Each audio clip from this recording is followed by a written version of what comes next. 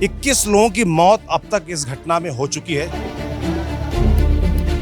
कि इस देश के अंदर कोई लॉ एंड ऑर्डर नहीं है। जहाँ पे 4 मंजिल बनानी है वहाँ लोग 8 मंजिल बनाते हैं। वहां पर 25 कमरे 35 कमरे चल रहे थे, तो जब वो बन रही थी तब जो जिम्मेदार अफसर थे वो कहाँ गायब थे? विधायक यहाँ आते देखने जानने के लिए आप लोगों के बीच? No comment.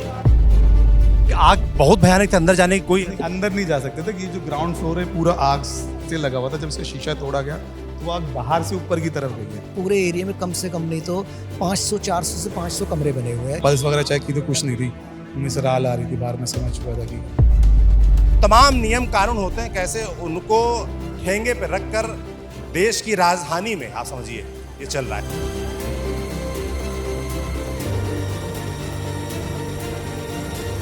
स्क्रीन पर आपको बैरिकेडिंग से नजर आ रही होगी, एक गली नजर आ रही है और बीच में शायद आपको कुछ गद्दे नजर आ रहे होंगे जमीन पर पड़े। ये आज सुबह 8:50 पर जब दिल्ली के मालवीय नगर स्थित एक इलाके में एक होटल में और एक बेसमेंट में जहाँ पर एक रेस्टोरेंट चल रहा था, फ्लोरिस स्टे नाम का होटल है, उसमें आग लगी। तो जो लोग थे वो कूद कर इन गद्दों पर अपनी जान बचा रहे थे। ठीक वही इलाका है जहाँ न्यूज़ पिंच फिलहाल पहुंचा है। आप देखेंगे तो पूरे इलाके को सील कर दिया गया है, दोनों तरफ बैरिकेडिंग लगा दी गई है। बैरिकेडिंग के दोनों तरफ मीडिया के लोग हैं जो अपनी बात रख रहे हैं। बाकी रेस्क्यू ऑपरेशन अब पूरी तरीके से खत्म हो चुका है। 21 लोगों की मौत अब तक इस घटना में हो चुकी है। 40 से ज़्यादा लोगों को बचाया गया है। सबको आसपास के एम्स ट्रॉमा सेंटर साकेत का जो मैक्स है और मदन मोहन मालवीय अस्पताल जो है यहाँ का, वहाँ पर भर्ती करवाया गया है। मगर बहुत सारे सवाल हैं। ये जो सीलिंग अब की गई है रास्ते की, ये असल में उस होटल की जो बेसमेंट में रेस्टोरेंट चल रहा था उसकी होनी थी। अगर समय से वो सील हुआ होता तो शायद इसको सील करने की जरूरत ना पड़ती और शायद 21 लोगों की जो जान गई है, जो 40 लोग अभी फिलहाल अस्पताल में ज़िंदगी मौत की लड़ाई लड़ रहे हैं, उनको ना लड़ाई लड़नी पड़ती। लोगों से बात करेंगे क्या हुआ, कैसे आम लोगों ने और कैसे प्रशासन ने बचाने का उनको प्रयास किया और क्या नहीं हुआ, इसके बारे में बात करेंगे। सामने आप तस्वीर देख पा रहे हैं जो है, बहुत बुरा हाल है। आप सोचिए देश की राजधानी दिल्ली में 21 लोगों की जान चली गई है और पिछले 6 महीने का मैं एक आंकड़ा देख रहा था, आग की वजह से, आग की घटनाओं की वजह से 66 लोगों की मौत हो चुकी है दिल्ली में, देश की राजधानी में। मगर जागने का नाम कोई नहीं ले रहा है। सीखने की बात, जहाँ तक सबक लेने की बात है, कोई सबक नहीं ले रहा। खबर ये भी आई है कि इस रेस्टोरेंट को, इस होटल को फायर की एनओसी नहीं थी और तमाम परमिशंस होती हैं जो एमसीडी के द्वारा मिलती हैं, फायर की तरफ से मिलती हैं, सरकार की तरफ से मिलती हैं, वो भी नहीं रही होंगी। 6 कमरे की जो B&B बोलते हैं, ब्रेकफास्ट एंड बेड की व्यवस्था करने की इनको परमिशन थी। 25 से 30 कमरे चल रहे थे बताए जा रहे हैं। समझ रहे हैं ना? जाहिर सी बात है, क्यों चल रहे थे? जब बिल्डिंग बन रही थी तो देखा होगा ना यहाँ के प्रशासन ने, यहाँ के जो अफसर हैं, और उनको पैसा पहुँच गया होगा। जैसा लोग यहाँ के आरोप लगा रहे हैं, लोगों से बात करते हैं, समझते हैं क्या बोल रहे हैं लोग। क्या हुआ सर, कितने बजे हुआ था? आप लोगों ने क्या, आप लोगों को इन्फॉर्मेशन आई? कोई लगभग 8:30 बजे के करीब हम शिवालिक में ही विजय मंडल पार्क में सैर कर रहे थे, तो एक धुएं का गुबार सा आया, तो हम सैर करते सब यहाँ से आए। हमारे किसी जानकार मित्र का फ़ोन आया है कि यहाँ पे आग लग गई है और मिस हैपनिंग काफ़ी ज़्यादा हाथ भी हुए हैं लोग। मेरे सामने ही, मैं सुबह कोई 11 बजे तक यहाँ था, तो 10 बजे के करीब बहुत बॉडियाँ निकाली हैं और कुछ मैक्स ले गए थे और मैक्स के बाद फिर ट्रामा सेंटर ले गए थे। ट्रामा सेंटर बताया जा रहा है और मदन मोहन मालवीय अस्पताल। शुरू के 7 लोग थे वो मदन मोहन ले गए थे, वो ठीक हैं, उनके छोटी मोटी चोट आई है वो, और ज़्यादातर बाहर की ही लोग थे, विदेशी लोग थे। जैसे अब ये घटना हुई, अब आप यहाँ के लोकल हैं, आप लोग क्या सोचते हैं इस तरह घटना के बारे में? क्यों हुई, किसको जिम्मेदार मानते हैं? जिम्मेदार तो देखो, इसमें प्रशासन का तो बहुत बड़ा रोल ही होता है कि एक इतनी बड़ी बंद गली में, इतनी बड़ी बिल्डिंग में होटल भी चल रहा है, नीचे रेस्टोरेंट भी चल रहा है और एसी चल रहे हैं, और एसी की कुछ ना कुछ तो घटना हुई होगी, या तो कुछ चिंगारी उठी है या कुछ हुई है। ये तो अब पता लगेगा बाद में इस चीज़ के बारे में। तो लेकिन नहीं पता है कि आखिर ये घटना क्यों हुई। और जाहिर सी बात है, आग लगी, आग ने पहले रेस्टोरेंट को चपेट में लिया। बताया जाता है जो बेसमेंट में जो एग्जिट पॉइंट है वो एक ही था और एक में बताया जाता ताला भी लगा हुआ था। तो ऐसे तमाम चीज़ें हैं जो अभी सवालों के घेरे में हैं। और जाहिर सी बात है, जो बात निकल के आई कि एनओसी नहीं था, फायर एनओसी नहीं था। मैं गारंटी के साथ कह सकता हूँ कि दिल्ली में चलने वाले ज़्यादातर होटलों के पास, ज़्यादातर खासतौर पर इन तरह की गलियों में चलने वाले होटलों के पास एनओसी फायर की नहीं होगी। ज़्यादातर तो लोगों की जानकारी में, आप लोगों को पता था सर ये होटल है, यहाँ चल रहा है होटल है? हाँ? आप यहाँ के हैं? पता था आप लोगों को? पता तो हमारे को सब कुछ है, लेकिन फिलहाल हादसा इतना बड़ा है, इसके बारे में कोई क्या बोले। ऐसा तो सर नहीं होना चाहिए था, पर अगर जब नहीं होना चाहिए था तो क्यों ना, अगर मतलब कैसे ना होता, उसके लिए क्या करना चाहिए था आप लोगों को? इसके लिए जैसा आपने बताया फायर एनओसी होनी चाहिए थी, मौके पे हर चीज़ अलार्म होता, कभी उससे जल्दी से जल्दी रिकवरी होती, लोगों को जल्दी मेडिकल सुविधा मिल जाती। बस ये है कि होटल से ऐसे और भी यहाँ पे रहने को बहुत होटल हैं जी ऐसे यहाँ पे, इस मेन रोड पे आगे। घर घर में हो रखा है होटल। ये मैक्स है ना, रूम बना रखा है ना, पर डे के हिसाब से तो रूम चलता ही है, जो इलाज करवाना आते हैं इसलिए। मैक्स जो जिक्र कर रहे हैं, ये मैक्स हॉस्पिटल है साकेत यहाँ पर, और जो लोग यहाँ इलाज कराने आते हैं, जाहिर सी बात है कि अस्पताल में सबके पास रहने की व्यवस्था होती नहीं, तो इन इलाकों में आसपास आते हैं।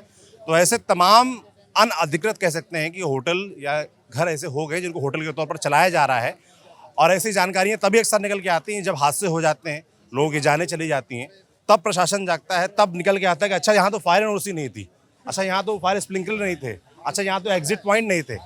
आप समझिए।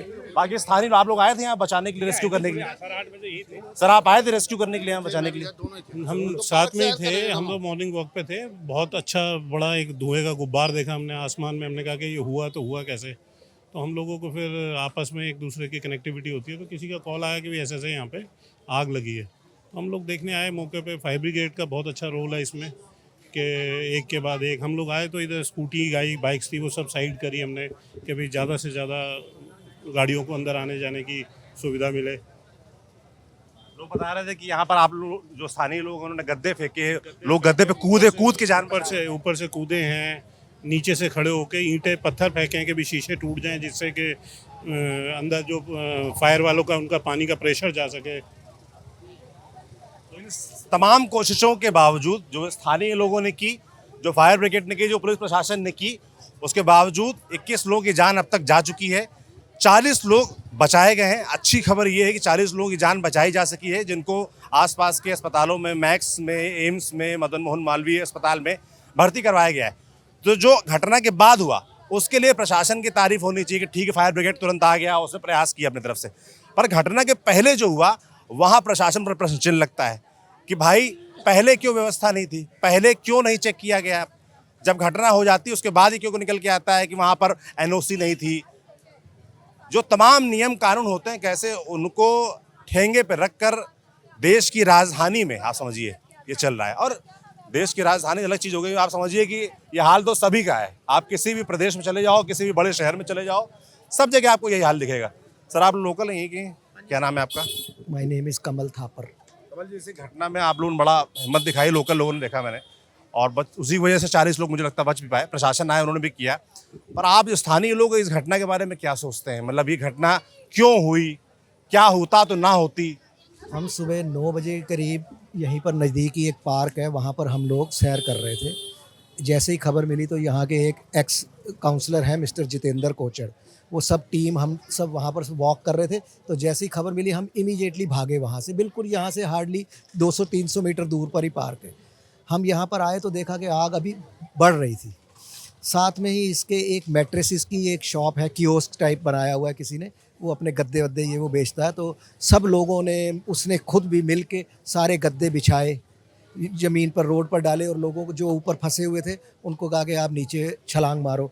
कुछ लोग तो बिना उससे पहले ही छलांग मार गए थे, जब तक वो मैट्रेसेस नहीं बिछे थे। बट कुछ लोगों ने, उसमें 5-6 लोग उसके गद्दों पे गिरे, थोड़ी हल्की चोट लगी बट बच गए। और सबसे बड़ी जो है दुर्भाग्य ये है कि इस देश के अंदर, या समझ लो एक मेट्रो सिटी के अंदर, कोई लॉ एंड ऑर्डर नहीं है। एमसीडी घूस लेती है, उनके जो डिपार्टमेंट के लोग हैं काम चलवा रहे हैं। एक, जब आपको पता है दिल्ली गवर्नमेंट का एक रूल है कि B&B बेड एंड ब्रेकफास्ट, उसमें 6 रूम्स अलाउड होते हैं। 6 की जगह पर 25 बने हुए हैं, 30 बने। इस पूरे एरिया में कम से कम नहीं तो 400 से 500 कमरे बने हुए हैं जो लोग रेंट आउट करते हैं, इलीगल चल रहे हैं, लाइसेंस है नहीं। अब जैसे इस बिल्डिंग का भी बता रहे हैं कि 35 से 40 रूम है, इवन बेसमेंट में भी रूम बने हुए हैं, which is not allowed at any cost. और ऊपर से फ्लोर जो है 15 मीटर की हाइट है, 20-20 मीटर तक खींची हुई है लोगों ने। कोई ना दिल्ली गवर्नमेंट कुछ देख रही है, ना एमसीडी कुछ देख रही है। सब जगह पे बुरे हालात कर दिए। अभी 5-6 दिन पहले ही सैदलाजाब में जो बिल्डिंग गई गिरी है, सेम उसमें भी यही था। जबकि लोग कंप्लेंट करते हैं, हमारे जैसे कुछ लोग कंप्लेंट करते हैं। क्या आप लोगों ने कभी कभी स्थानीय लोगों ने यहाँ कंप्लेंट किया हो कि भाई इस तरीके से यहाँ अवैध तरीके से चल रही चीजें? अगर एमसीडी के किसी आरटीआई उसमें जाएंगे तो आप देखिएगा वहाँ पर कितने लोगों ने आरटीआई लगाई हुई है कि भाई ये कैसे चल रहा है, बट कोई जवाब नहीं देता। सैदलाजाब का जो था, पैसा जा रहा होगा ना सर, पैसा पहुंच रहा होगा, मंथली बंधा होगा, तय होगा कि इतना पैसा मिलेगा, तो क्यों शिकायत सुनी जाएगी? जाहिर सी बात है। अब जैसे सैदलाजाब में जो हुआ वहाँ पर एक सज्जन थे, उन्होंने कहा जी मैंने मार्च में Delhi police, MCD, Delhi government, LG, सबके यहाँ पर एसडीएम सबको कंप्लेंट दी थी कि ये बिल्डिंग जो है इमरजेंसी हो गई है इसकी, ये बिल्डिंग गिर सकती है, कभी भी धंस रही है।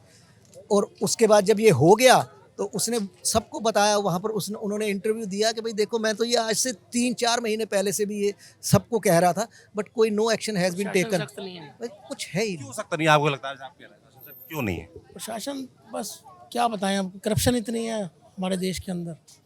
तो जहाँ पे 5-4 मंजिल बनानी है वहाँ लोग 8-8 मंजिल बनाते हैं। गलियाँ छोटी हैं, स्कूटर नहीं जा सकता, दम घुटता है, एसी चलते हैं, एसी फट जाए कल को, कंप्रेसर कोई ऐसा कोई है ही नहीं, कोई देखने वाला डिपार्टमेंट नहीं है। डिपार्टमेंट तो बहुत बना रखे डिपार्टमेंट तो सर बहुत सारे हैं, डिपार्टमेंट तो एमसीडी है यहाँ पर है। सिंसियर नहीं है ना इस मामले में, तो सिंसियर होना चाहिए। अब ये कब होगा? जब हादसा होता है थोड़े दिन, 2-4 दिन ये बात होगी, उसके बाद खत्म हो जाएगा ये काम। दो जेई सस्पेंड कर दिए जाएंगे, एक यही सस्पेंड कर दिया जाएगा, सारा ठीकरा फोड़ दे। जबकि पूछा जाए कि जिस समय ये बिल्डिंग या ये जो अनऑथराइज्ड कंस्ट्रक्शन या इलीगल एक्टिविटीज़ होती हैं, उस समय के जो लोग थे डिपार्टमेंट में, जो उस समय के लोग जो ऑन ड्यूटी थे, उनके ऊपर भी तो एक्शन लिया जाए ना। ये बहुत बहुत बहुत बढ़िया सवाल इन्होंने उठाया है कि घटना के बाद अब एक एसओपी आ गई है कि प्रधानमंत्री ने कह दिया है कि 2-2 लाख रुपए मुआवजा मिलेगा, 50-50 हज़ार रुपए घायलों को मुआवजा मिलेगा। कुछ जो छोटे अफसर हैं उन पर कार्रवाई हो जाएगी, मगर जब वो बिल्डिंग बन रही थी, जब यहाँ पर 6 कमरे का अलाउ था, वहाँ पर 25 कमरे 35 कमरे चल रहे थे, तो जब वो बन रही थी तब जो जिम्मेदार अफसर थे वो कहाँ गायब थे? और अब जब कार्रवाई की बात आएगी तो क्या उन अफसरों पर कार्रवाई होगी? क्या उन अफसरों पर एक्शन लिया जाएगा? सबसे बड़ा सवाल है। आप इस इलाके को देखो, लोग बता रहे थे ना कि यहाँ ऐसे बहुत सारे घर हैं जिनको होटलों में B&B, ब्रेकफास्ट एंड बेड के रूप में परिवर्तित कर दिया। इलाके का हाल आप देखो, इतनी पतली पतली गलियाँ हैं, तारों को जाल आप देखो किस तरीके से दिख रहा है ना। अब किसी दिन यहाँ पर कोई इलेक्ट्रिक फेलियर होगा, उसकी वजह से किसी की जान आएगी, तब ये तार हट जाएंगे, है ना। अब एक बिल्डिंग में आग लग गई है तो उसके बाद क्या होगा? उसके बाद एक्शन होगा, इसे तमाम आसपास जो बिल्डिंग होंगी उन पर कार्रवाई कर दी जाएगी। मगर पहले कोई नहीं जागेगा। पहले जो जैसा लोग आरोप लगा रहे थे, पहले क्या होगा? पहले पैसा जेब में पहुंच जाता है तो कोई नहीं आता। अब घटना हो गई है, राष्ट्रीय राजधानी है, पूरा मीडिया देश का पहुंचा हुआ है, दिख रहा है, तो अब एक्शन होगा। एक्शन के नाम पे क्या होगा? कुछ छुटपुट अधिकारियों पर कार्रवाई हो जाएगी। जितने भी नीचे से लेकर ऊपर तक जिम्मेदार अधिकारी हैं, जिनकी यहाँ जिम्मेदारी बनती है, चाहे वो एमसीडी के हों, चाहे वो दिल्ली सरकार के हों। विधायक जी सतीश उपाध्याय आए थे, उनका मैं सुन रहा था बयान कि नहीं बड़ा अच्छा जो फायर कर्मनी है उन्होंने बचाया लोगों को, स्थानीय लोगों ने मदद की। अरे उन्होंने मदद की, पर विधायक जी आपका इलाका है, आप कभी देखने आए? कभी विधायक यहाँ आते हैं देखने जानने के लिए आप लोगों के बीच कि भाई ये बिल्डिंग चल रहे हैं अवैध रूप से? कभी उनकी तरफ से कोई होता है? आज तो आए दिख रहे थे, भाषण दे रहे थे, कभी पहले आए थे? No comment. जाहिर सी बात है स्थानीय लोग नहीं बोलेंगे उस पर, मगर विधायक जी जो अब कर रहे थे वो आपको पहले करना चाहिए था। अब करने से क्या? आप तो लोगों की जान चलेगी, 21 लोगों की। इस देश में जो जिम्मेदार हैं, चाहे वो नेता हों चाहे वो अफसर हों, वो घटनाओं से सीखते नहीं हैं। वो घटनाओं के बाद खाली एक SOP है जिसको फॉलो करते हैं, वही यहाँ भी फॉलो हो रही है। अभी आप देखिए साकेत में एक बिल्डिंग गिरी है ना, उसमें 6-7 लोगों की जान गई, और बताया जा रहा है कि उस बिल्डिंग से जो मकान मालिक था 10 लाख रुपए किराया कमाता था, और 2 मंजिल और बना रहा था वहाँ पर। वो 4 से ऊपर अलाउ ही नहीं है, 2 मंजिल और बन रही थी, एक बन चुकी थी, दूसरी बनाई जा रही थी। तो ये हाल है। अब वहाँ उस इलाके में कार्रवाई की जाएगी, इस इलाके में भी कुछ दिन कार्रवाई कर दी जाएगी, मगर पूरे दिल्ली की बात है, पूरे देश की बात है। नियम कानूनों को पालन कराना जो जिन अधिकारियों की जिम्मेदारी है वो नहीं करवा रहे हैं। हादसों से कोई नहीं सीखता। हादसे तो आज समझिए, आज से थोड़ी ना, ज़माने से हो रहे हैं। 1997 में उपहार गैस कांड हुआ था, दिल्ली का सबसे बड़ा गैस कांड था वो। तब से आग लगी थी एक सिनेमा हॉल में, धुआं भर गया था सिनेमा हॉल के अंदर, उसमें 57 से ज़्यादा लोगों की मौत हो गई थी, कई सैकड़ों लोग वहाँ घायल हुए थे। अभी आप पिछले 6 महीने के देख लीजिए, 66 से ज़्यादा मौतें हो गई, पर दिल्ली में कोई सीखने का, कोई बदलाव लाने का कोई प्रयास नहीं हो रहा, सिर्फ दिखावा हो रहा है और उसका नतीजा सामने है। ये जो खरोच दिखा रहे हैं ये भाई साहब, ये खरोच कालापन है, कालापन जो निकाल रहे थे हम, बंदों को निकाला अंदर से। सुबह जिस वक्त आग लगी उसके बाद जाहिर सी बात है कि रेस्क्यू ऑपरेशंस के लिए टीम्स आई, मगर आसपास के स्थानीय लोग पहले आते हैं। तो स्थानीय लोग में एक ये भी थे और ये पहुंचे और जो ये चोट दिखा रहे थे, दरअसल ये आग के वो निशान है जो निकाल अंदर गए। आप अंदर गए थे? कांच वाँच थे अंदर में, वो कांच टूटे हुए थे, तो वो खड़े थे, तो हमने अंदर देखा कि वो आग लग रही है, काफी बड़ी आग थी, तो हम वहाँ खड़े थे। रेस्क्यू करने के लिए आप भी अंदर गए थे?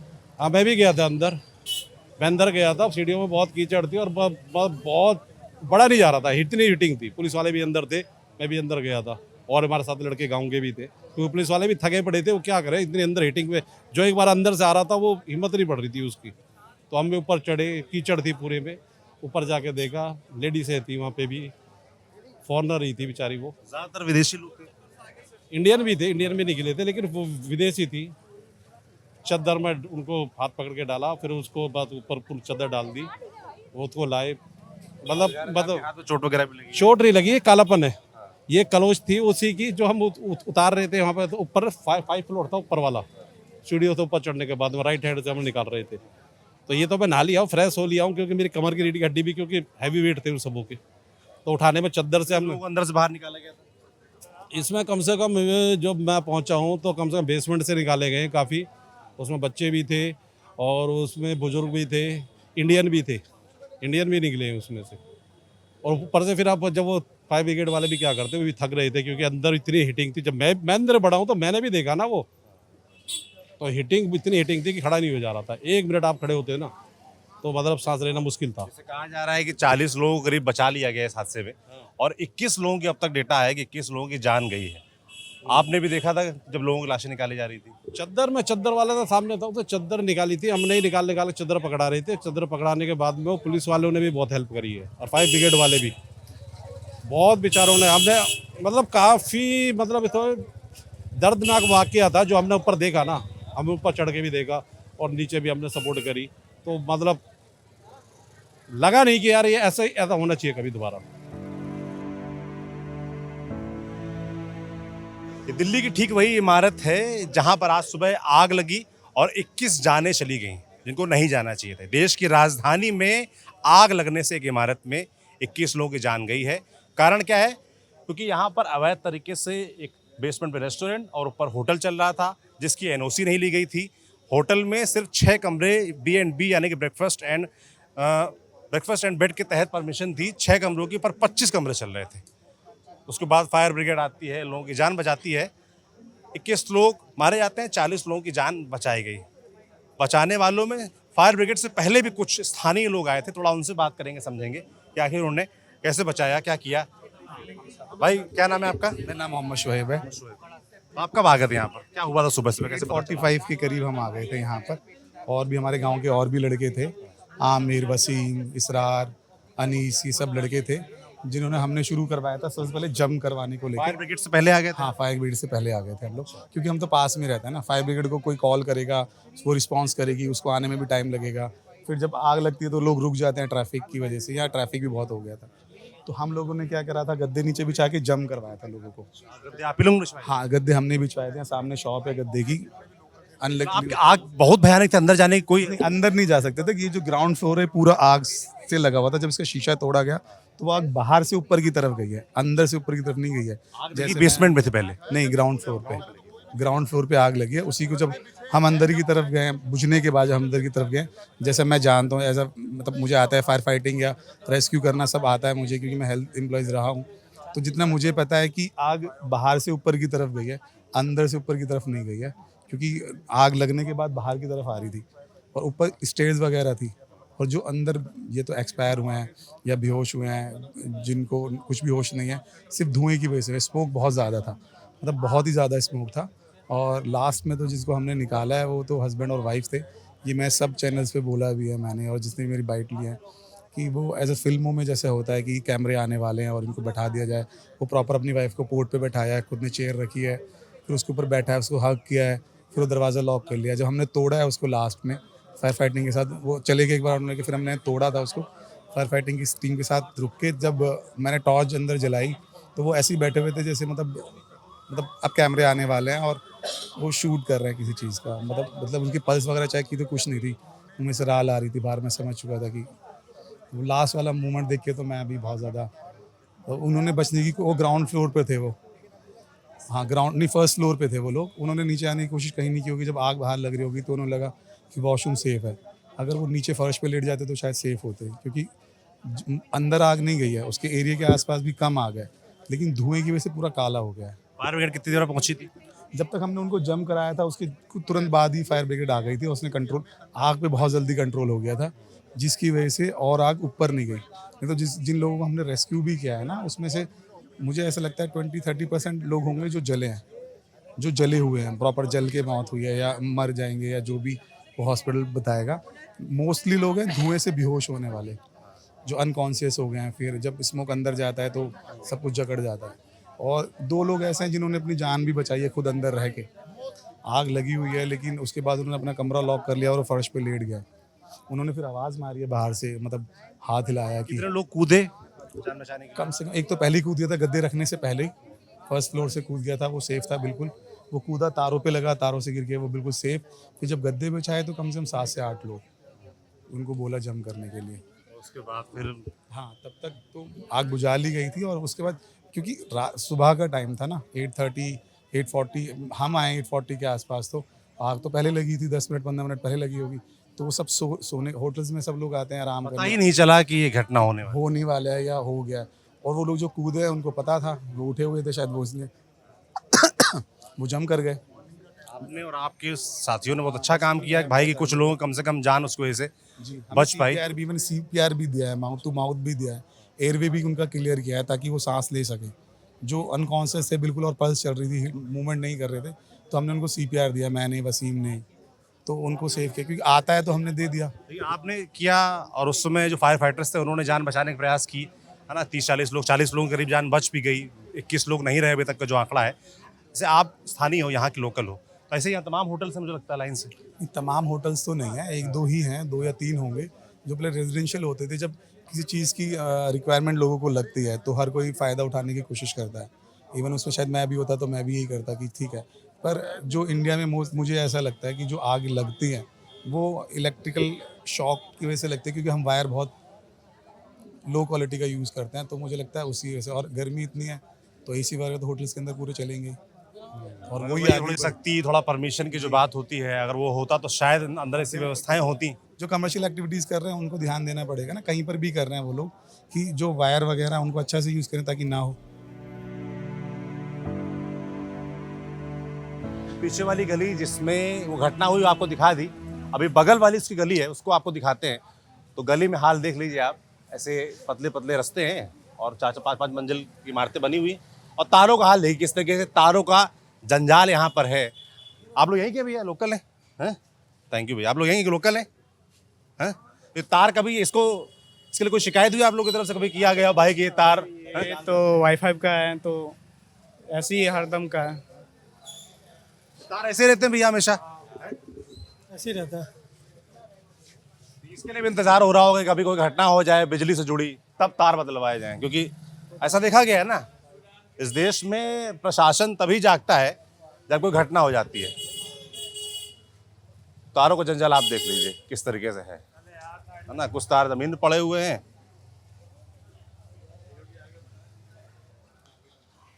आप लोग यहीं लोकल हैं सर? तार ऐसे रहते हैं यहाँ पर हमेशा, कभी इसमें ऐसे होता है।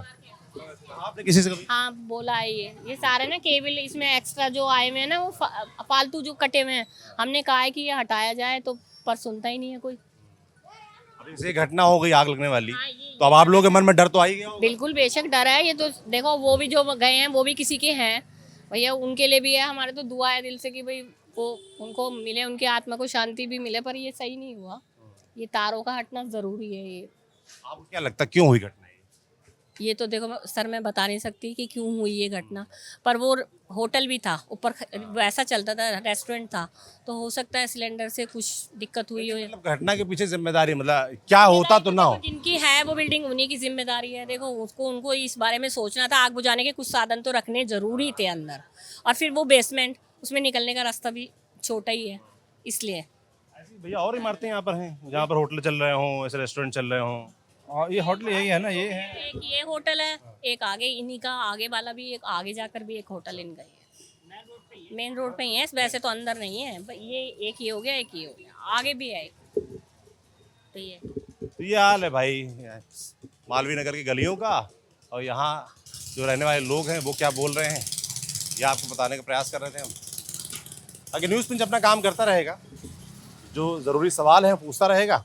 अब इस घटना पर हमारी नज़र रहेगी भाई कि दिल्ली की सरकार इतनी घटनाओं के बाद तो नहीं जागी, देखते हैं इस घटना के बाद जागती है क्या, और क्या वो जो स्टैंडर्ड एक जो SOP है कि घटना हुई उसके बाद मुआवजा जारी हुआ, उसके बाद कुछ दिन जो है कुछ अधिकारियों पे, कुछ अफसरों पे जो छोटे हैं उन पर कार्रवाई हो जाएगी, उसके बाद देश के लोग भूल ही जाते हैं, सरकार ही भूल जाएगी। देखते हैं इस घटना के बाद क्या वाकई कुछ होता है, कुछ वाकई कॉन्क्रीट होता है। मेरा नाम सौरभ त्रिपाठी, कैमरे पीछे ऋषि हैं। देखते रहिए न्यूज़ पे। शुक्रिया।